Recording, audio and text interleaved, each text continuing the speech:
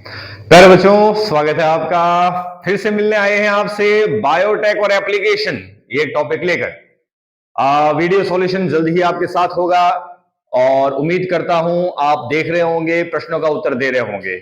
आज का प्रश्न आपके लिए ये रहा आपके सामने। उस अमेरिकन कंपनी का नाम बताइए जिसने सबसे पहले इंसुलिन का निर्माण किया था। Name the company who made the artificial insulin. इसी तरह के प्रश्नों के लिए जुड़े रहें। मैं आपका होस्ट डॉक्टर पंकज जोशी, फिर मिलते हैं। Thank you. पेपर नंबर 3 जो कि था आपके बायोटेक एंड एप्लीकेशन के ऊपर। तो शुरू करते हैं बिना किसी टाइम वेस्ट किए बायोलॉजी, और मैं आपका बायोलॉजी मेंटोर, बायोलॉजी गुरु डॉक्टर पंकज कुमार जोशी। सबसे पहले सेक्शन ए की बात करेंगे। सेक्शन ए जैसा कि आप जानते हैं एमसीक्यू आधारित है और हम इस पेपर के अंदर 4 एमसीक्यूज एक मार्क्स के दे रहे हैं। सबसे पहला एमसीक्यू हम बात कर लेते हैं जो कि है which of the BT crop is grown in the India by the farmers के द्वारा, किसानों के द्वारा कौन से बीटी क्रॉप को अभी भारत में ज्यादा उगाया जा रहा है। तो आपकी एनसीईआरटी के अकॉर्डिंग इसका उत्तर आपके पास है, वो है बीटी कॉटन या बीटी कपास। अगले क्वेश्चन की तरफ जाते हैं हम लोग। आप कहते हैं सर बीटी टॉक्सिन को एक्टिवेट करने का काम कौन करता है। तो बीटी टॉक्सिन को एक्टिवेट करने का जो कार्य है वो रहेगा अमाशय की क्षारीय पीएच पर। ये अपने को याद रखना है, अम्लीय पीएच नहीं करना है आपको। जो करना है वो रहेगा क्षारीय pH, alkaline pH of the stomach. तीसरा प्रश्न आपके पास आता है शरीर में एडीए के निर्माण का स्थान कौन सा है। राइट आंसर विल बी, बच्चों याद रखिएगा, अस्थि मज्जा या बोन मैरो। चौथा प्रश्न आपके पास में है पहला आर्टिफिशियली फॉर्म्ड हार्मोन कौन सा था। इसके ऊपर हम आगे एक बड़े क्वेश्चन में चर्चा भी करेंगे और वो उत्तर है आपका इंसुलिन। ये याद रखना है आपको, insulin was the first artificial formed hormone. Section B जो कि फिलिप्स से बना हुआ होता है और पेपर में आपको ध्यान है 3 फिलिप्स थे, तीनों पे डिस्कस कर लिया जाए।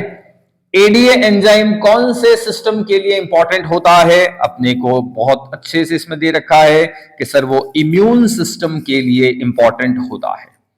कौन सा ऐसा निमेटोड है जो आपके क्या करता है कि टोबैको प्लांट की रूट को इन्फेक्ट करने का काम करता है। उसका नाम है मेलिडजियान इनकॉग्निटा। ध्यान दीजिएगा, मेलिडजियाना इनकॉग्निशिया भी लिखा हुआ है, इनकॉग्निटा भी लिखा हुआ है, दोनों को आपको ध्यान रखना है। इंसुलिन के अंदर जो चेन ए है और चेन बी है वो इंटरकनेक्टेड होती है कौन से ब्रिज के द्वारा, कौन से सेतु के द्वारा। आपका उत्तर रहेगा डाइसल्फाइड। उत्तर को फिर से ध्यान दीजिएगा, उत्तर रहेगा डाइसल्फाइड। अगला जो आपका सेक्शन है वो है सेक्शन सी जिसमें वेरी शॉर्ट आंसर रहेंगे, 3 प्रश्न रहेंगे, एक मार्क्स के रहेंगे। सबसे पहला एकदम डीप ऑफ द एनसीईआरटी जाकर ये क्वेश्चन आपसे छांट कर हमने डाला था। नेम अ एंटीवायरल प्रोटीन। एक एंटीवायरल प्रोटीन का नाम लिखिए। इसका उत्तर है अल्फा 1 एंटीट्रिप्सिन। ध्यान दीजिएगा, अल्फा 1 एंटीट्रिप्सिन। दूसरा आपके पास प्रश्न है बीटी जीन को कोड करने वाले प्रोटीन का नाम आपको याद है, इसको हम कहते हैं क्राई प्रोटीन। ध्यान दीजिएगा, it is known as cry protein, cry gene, sorry, इसको क्राइजीन कहते हैं। ध्यान दीजिएगा, क्राइजीन भी है, क्राई प्रोटीन भी है। फिर आपके पास है जीन थेरेपी क्या होता है। तो जीन थेरेपी में आप देखिएगा जीन थेरेपी को क्यों यूज किया जाता है। हेरिडिटेरी या जेनेटिक डिसऑर्डर्स को क्लियर करने के लिए, उसको क्योर करने के लिए जीन थेरेपी का उपयोग किया जाता है। आनुवांशिक समस्याओं को सॉल्व करने के लिए जीन थेरेपी का उपयोग किया जाता है। इसमें व्यक्ति की कोशिकाओं में जो है वो जीन स्थानांतरित किए जाते हैं। इसके ऊपर भी हमारे पास एक बड़ा प्रश्न रहेगा, हम डिस्कस करेंगे इसको भी। नया question, highlight any 5 areas where biotech influenced our life. ऐसे 5 क्षेत्रों को बताइए जहां पर बायोटेक ने हमारे जीवन को प्रभावित किया है। याद कीजिएगा, agriculture, process food, waste management, bioremediation जैविक उपचार और एनर्जी प्रोडक्शन, वे 5 क्षेत्र हैं जिन्हें बहुत अच्छे से बायोटेक ने इन्फ्लुएंस करके हमारी लाइफ को इजी बनाने में क्या की है, हेल्प की है। अगला प्रश्न हमारे पास आता है, मॉलिक्यूलर डायग्नोसिस आणविक निदान क्या होता है? ध्यान दीजिएगा सर, जो हमारे ट्रेडिशनल मेथड हैं डायग्नोस करने के, सबसे पहले तो आपको ध्यान होना चाहिए कि डायग्नोस क्या होता है। डायग्नोस का अर्थ होता है किसी रोग का पता लगाना। हमारे जो ट्रेडिशनल मेथड हैं वो तभी रोग को आइडेंटिफाई कर पाते हैं जब बैक्टीरिया या पैथोजन की एक विशिष्ट मात्रा वहां पर उपस्थित होती है, परंतु यदि हम बात करें इतनी मात्रा शुरुआती दौर में नहीं होती, तो अगर आप जांच उस समय करवाते भी हैं तो वो रोग पकड़ में नहीं आता। जब तक पकड़ में आता है तब तक स्थितियां बहुत ज्यादा जो है वो हार्श हो चुकी होती है। तो यहां पर अपने को ये बात हमेशा याद रखनी है कि मॉलिक्यूलर डायग्नोस जैसे कि पीसीआर है, एलाइजा है, यदि आप ये करते हैं तो आप पैथोजन की बहुत कम मात्रा को भी आसानी से डायग्नोस कर पाते हैं, आसानी से उसका पता लगा सकते हैं, जिससे आपको ट्रीटमेंट के अंदर थोड़ा समय ज्यादा मिल जाता है और व्यक्ति जल्दी से ठीक भी हो जाता है। What is the role of transgenic animal in biology? पराजीवी जंतुओं का जीव विज्ञान में महत्व। सबसे पहले बात करेंगे नॉर्मल फिजियोलॉजी एंड डेवलपमेंट, शारीरिक संरचना का पता लगाना, स्टडी ऑफ डिजीज। आज हम बहुत सारे ऐसे डिजीज मॉडल जीवों को देख पाते हैं जिसमें मेनली स्विस एल्बिनो माइस जो है उसका उपयोग किया जाता है, जिनको हम कैंसर रैट भी कहते हैं, कैंसर माइस भी कहते हैं। उनकी सहायता से कैंसर का पता लगाया जाता है, प्लस कैंसर का स्टडी भी किया जाता है। बायोलॉजिकल प्रोडक्ट्स, जैविक जो प्रोडक्ट है उनका भी परीक्षण करना, उनसे वो प्राप्ति करना।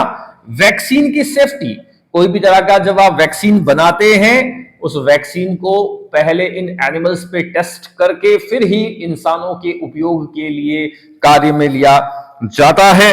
और उसके बाद हमारे पास आता है केमिकल सेफ्टी, कि यदि आप किसी केमिकल का निर्माण भी मानव उपयोग के लिए कर रहे हैं तो पहले इन जंतुओं पर इसका उपयोग करके इसके इफेक्ट, साइड इफेक्ट सबकी जानकारी प्राप्त करने के पश्चात ही आप क्या करेंगे, इनका उपयोग मनुष्य के लिए करेंगे।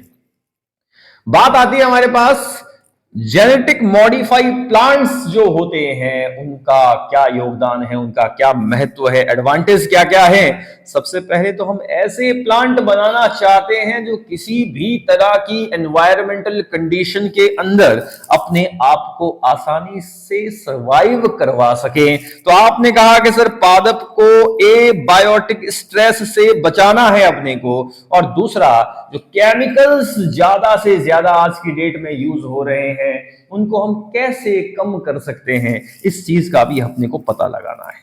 इसके पश्चात कृषि के बाद में जो पोस्ट हार्वेस्ट लॉस होता है उस लॉस को भी रोकना, उस लॉस को भी बचाना, और जो प्लांट्स हैं वो खनिजों का अधिक से अधिक उपयोग कर सके इसका भी अपने को ध्यान रखना, और ऐसे पादपों का निर्माण करना जिनकी न्यूट्रिशन वैल्यू जो है, पोषण क्षमता जो है वो क्या हो, अधिक हो, ज्यादा हो। जैसे हम प्लांट्स के साथ में विटामिन ए को हम जोड़ चुके हैं, और आपको याद होगा इसके ऊपर भी एक छोटा सा प्रश्न है। वो प्रश्न ये है कि उसे कहते हैं गोल्डन राइस।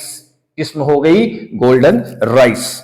चलिए साहब, सेक्शन नंबर ई पर हम चलते हैं जो कि है शॉर्ट आंसर। इसके अंदर आपको 3 मार्क्स के 2 प्रश्न देखने को मिलेंगे।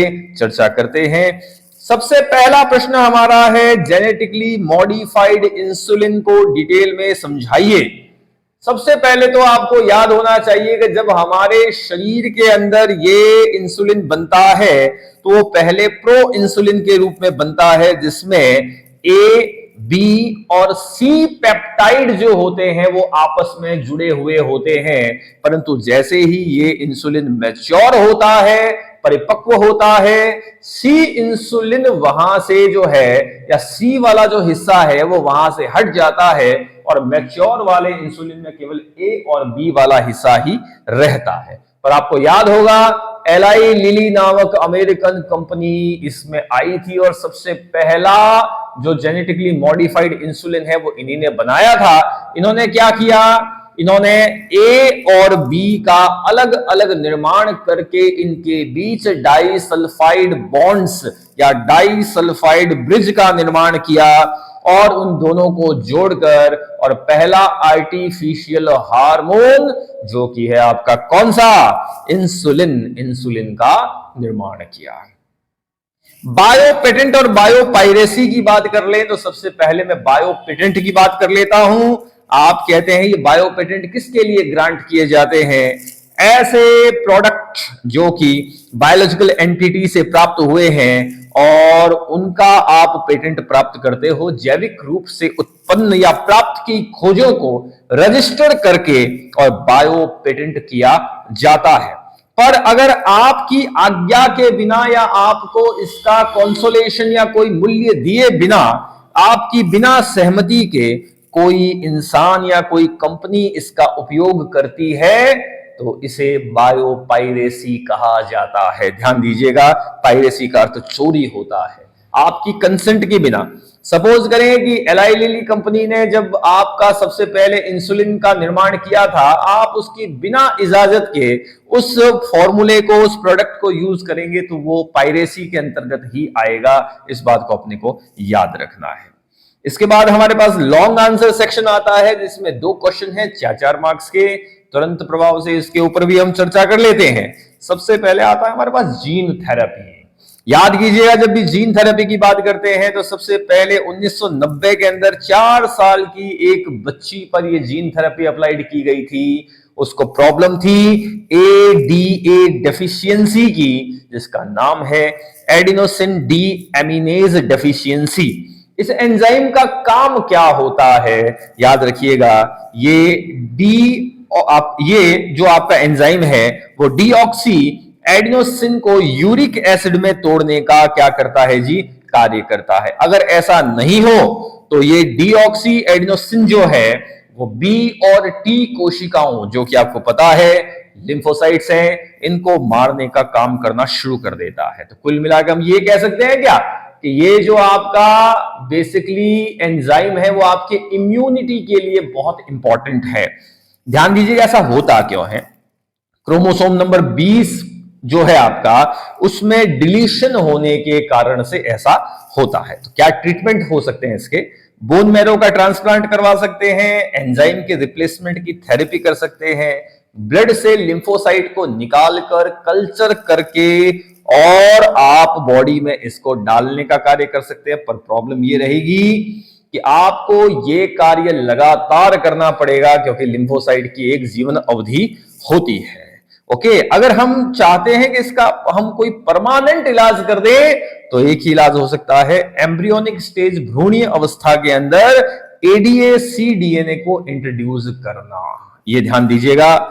इसके अतिरिक्त अगला प्रश्न हमारे पास आता है, इंपॉर्टेंट क्वेश्चन है, वो प्रश्न है RNAi इंटरफेरेंस, ये किस प्रकार से कीट प्रतिरोधकता के अंदर उपयोगी होता है। सबसे पहले अपने को ध्यान होना चाहिए RNA के द्वारा प्रोटीन का निर्माण होता है, ये अपने को पता है। ये हम MBI वाले चैप्टर हमारे पास जब आएंगे उसके अंदर भी हम पढ़ेंगे स्टेप क्या क्या है। सबसे पहले तो हमें डबल स्टैंडर्ड RNA बनाना है, दोहरी लड़ी वाला RNA बनाना है। और बच्चों अपने को पता है RNA सिंगल लड़ी का होता है, जिसी के कारण से वो आसानी से प्रोटीन भी बना सकता है, अस्थायी नेचर का भी होता है, ज्यादा रिएक्टिव भी होता है। इसके लिए एक वाहक चाहिएगा आपको, उस वाहक का नाम है एग्रोबैक्टीरियम। ध्यान दीजिएगा, इसमें स्पेसिफिक जीन्स होते हैं और इसके कारण से क्या होता है, सामान्य रूप से आपने MBI में यह पढ़ा है कि DNA जो होता है उसकी केवल एक लड़ी ही RNA निर्माण में हेल्प करती है, परंतु यहां पर दोनों लड़ियां जो है वो RNA का निर्माण करती है, जिसकी वजह से dsRNA डबल स्टैंडर्ड RNA का निर्माण हो जाता है। इस dsRNA को जब हम होस्ट प्लांट में जो है वो इंजेक्ट कर देते हैं, इसे एक्सोजीनस dsRNA कहा जाता है। इस बात को याद रखिएगा। और इस डीएसआरएनए को हम क्लीव्ड करते हैं 21 से लेकर 23 सेगमेंट के अंदर, और इसके लिए एक एंजाइम की आवश्यकता होती है जिसे डाइसर कहते हैं। ये जो siRNA है ये RISC के साथ जुड़ जाता है, और साथ ही साथ ध्यान दीजिएगा ये अब mRNA को तोड़ना शुरू करता है, जिसके कारण से पैरासाइट जो होता है वो ट्रांसजेनिक होस्ट के अंदर सरवाइव नहीं कर पाता। इसी के साथ बच्चों आज का पेपर का एक्सप्लेनेशन यही समाप्त होता है। उम्मीद करता हूं आपको ये पेपर अच्छे से समझ में आया होगा, और जरूर जो प्रश्न हमने टीजर के अंदर पूछा था उस प्रश्न का उत्तर देते रहिए। और भी आपका कोई प्रश्न हो तो कमेंट बॉक्स में जाकर आप आसानी से वो प्रश्न पूछ सकते हैं, उनका जवाब देने का मैं जल्दी से जल्दी प्रयास करूंगा। इसी तरह से हमें देखते रहिए, हमसे जुड़े रहिए। Keep watching us. Thank you.